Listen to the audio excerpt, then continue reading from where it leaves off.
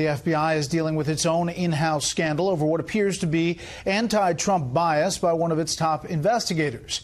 Chief Washington correspondent James Rosen, who broke the story over the weekend, has new details tonight. As a former deputy assistant director of the FBI for counterintelligence, Peter Strzok was a major player in the investigation into Hillary Clinton's private server, even participating in Mrs. Clinton's lone interview with the FBI in July 2016. No reasonable prosecutor would bring such a case. And Strzok reportedly helped persuade then FBI Director James Comey to forego prosecution of Mrs. Clinton. That same month, according to published reports, Strzok was one of a dozen FBI officials who received the dossier, the compendium of salacious and largely unverified allegations about Mr. Trump and his associates that was bankrolled by the Clinton campaign and the DNC, and which the FBI may have used to launch a counterintelligence probe that encompassed FISA surveillance on a Trump campaign advisor. No collusion. No collusion. Then Strzok became a top figure in the probe of alleged Trump-Kremlin collusion led by special counsel Robert Mueller until July of this year, when Mueller learned Strzok had sent a colleague text messages said to be critical of Mr. Trump and supportive of Mrs. Clinton, and removed him from the special counsel team. Now we find out the FBI had pro-Hillary, anti-Trump people at the heart of the Hillary investigation. Very troubling. And the fact that this was one of the lead agents on the Hillary Clinton email investigation, if true, I think it's very disturbing and possibly could call for a reopening of that investigation. Fox News reported late Saturday that the FBI Inspector General is now reviewing Strzok's role in the Clinton probe and other politically sensitive cases, with a source close to the matter saying that the review should be completed early next year. Oh, absolutely. We've been stonewalled. Tipped off by an informant about a potential problem with Strzok, House Intelligence Committee Chairman Devin Nunes has been seeking to interview him for 2 months. Saturday afternoon, shortly after the New York Times and Washington Post reported on the incendiary texts, DOJ emailed the counsel to House Speaker Paul Ryan to say Strzok would be made available to the Nunes panel after all. And Fox News has confirmed, as first reported by Sarah Carter, that Peter Strzok also oversaw and participated in the questioning of Michael Flynn on January 24 that led to his guilty plea last week. And we've confirmed that it was Peter Strzok, as first reported by CNN, who changed James Comey's draft language in the Hillary Clinton decision from grossly negligent, a phrase that carries possible criminal penalties, to extremely careless, a phrase with no real legal implications. Brett. James, thank you. Let's get some analysis and perspective on all these stories from House Oversight Committee Chairman Trey Gowdy of South Carolina. Joins us here in studio. Thanks for being here. Yes, sir. Well, let's start with James' story about this FBI official who has kicked off the Mueller investigation. How serious do you think this is, knowing what you know about it now? I think from a perception standpoint, it's incredibly serious. He was one of the agents in Secretary Clinton's investigation. He was on Mueller's special counsel. He has anti-Trump, perhaps pro-Clinton texts. People have the right to assume the people that are investigating them are objective and have not already made up their minds. That's why we need to see the text and we need to interview this special agent. But the Bureau's had a really bad last 18 months, and this makes it worse, frankly. There was a 5 p.m. deadline by Chairman Nunes for the DOJ and FBI to produce all subpoenaed documents about the Fusion GPS dossier that came and went. It was not filled. There was a lot of stonewalling that even Speaker Ryan has talked about. So do you think the chairman is going to be proceeding with a contempt of Congress?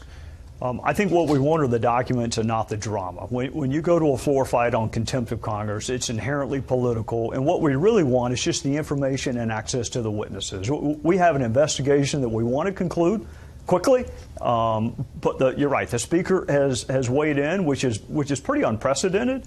If the Department of Justice or the Bureau has a legitimate reason for withholding that information, and the only legitimate reason I can think of is it's part of an ongoing probe, if that's what it is, they need to make that very clear. Otherwise, they need to produce the information, and if they don't, I don't want to go contempt. I want the information. I don't want the drama of a floor fight. But if we have a floor fight, it'll be because the department picked one, not us. Well, we know there's an Office of Inspector General investigation into this, right? Yeah, Michael Horowitz is the Inspector General. I talked to him over the weekend. He is exactly what we want to think the FBI is. He's a referee. He's a straight shooter. I've known him for 4 years. I think he's the one who uncovered these texts, and I actually have full confidence that he's going to get to the bottom of it. So if Strzok changed the language as is being reported in the Clinton situation for Director Comey, from grossly negligent to extremely careless, is that perhaps alone grounds to reopen that case? Well, I don't think they need any grounds to reopen it. I mean, the FBI head was picked by Trump. The DOJ head was picked by Trump. Rod Rosenstein was picked by Trump. So all of the old actors are gone now. They don't need a reason. There's no statute of limitations. They don't need permission to reopen something. I do find it interesting the FBI changed the words grossly negligent, which is exactly what's in the statute, to extremely careless, which is a synonym. It's just not what's in the statute. Another reason we got to get this agent in and then Comey in to understand the decision-making back in 2016. All right, take a listen, Senator Mark Warner and Senator Dianne Feinstein over the weekend. This president has been obsessed with this investigation, always saying there's nothing there, but each week another shoe drops. Now the president is somehow saying he fired Flynn because he knew Flynn was lying to Pence. Well, if he knew that then, why didn't he act on it earlier? It raises a whole series of additional questions. What we're beginning to see is the putting together of a case of obstruction of justice. Obstruction of justice, that is the going case up on Capitol Hill being talked about. Only because the collusion case hasn't been made. I mean, keep in mind, so two of these folks that you just showed, they were talking about collusion this time 6 months ago, but there's no evidence of that, so now they pivoted to obstruction of justice. It's an interesting legal argument. What about the legal argument? Alan Dershowitz says you can't make it against the president. Other people say they point to Nixon and Clinton and the political case that's made in impeachment. Where are you on the obstruction of justice? I would say two things. I think the chief executive can obstruct justice. I would disagree with Professor Dershowitz. I just think it's really, really hard when you have full pardon power, plenary pardon power, and you are the chief executive and can direct what is and is not investigated. Also, Brett, keep in mind, this is the same president who said he liked Bill and Hillary Clinton and didn't want to see anything bad happen to them. Is that obstruction of justice? Well, are the Democrats complaining that he weighed in and tried to influence a decision with respect to them? I wish he'd stay off Twitter. I really do. I wish he'd quit commenting on ongoing probes. But the obstruction of justice, remember, that started being discussed when Comey had these memos that he said he made.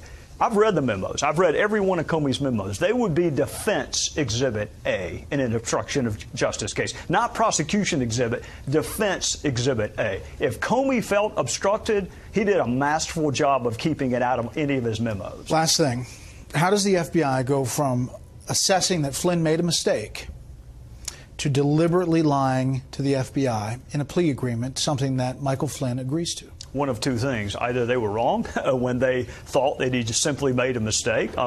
Keep in mind, he knows whether or not he was lying, and it may be that they thought he wasn't, but he raised his hand and said, yes, I was. Or it may have been they said, look, we're going to not investigate this other stuff, but we need you to make a 1001 plea, and you need to plead to making a false statement. I can tell you, Brett, when all you got is a false statement to a federal law enforcement officer, you ain't got much. That's usually the very bottom of the barrel of what you make people plead to. It's no prison time associated, and you have made that witness, frankly, incredible in front of a jury because they've already admitted to lying. So it's either he knew he was lying and the Bureau didn't, or they have worked something out in lieu of other charges. Is this going to last a long time, do you think, in your assessment, looking where we are right now? I think the Democrats want it to last until the next election cycle, and it's our job to do a thorough job, but also not let it unnecessarily be prolonged. I continue to think Robert Mueller is our fellow citizens' best hope for finding out what really happened. Congressional investigations don't have a reputation of being very good.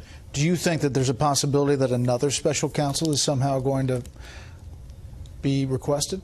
You know, Brett, I'm in a small universe of people that doesn't think we need one. I got friends on the other side, but the folks running the Department of Justice now aren't the ones who ran it under President Obama. These are Trump people. So Special counsel just means we either don't think you can do your job, and the women and men that we pay millions of dollars to run the DOJ, so we're going to find somebody who's not part of DOJ and give them a bunch of FBI agents. And oh, by the way, the FBI's got some issues right now. Special counsel is not a panacea. What we need is a serious investigation. Who does it is immaterial to me. Congressman, thanks for the time. Yes, sir. Thank you.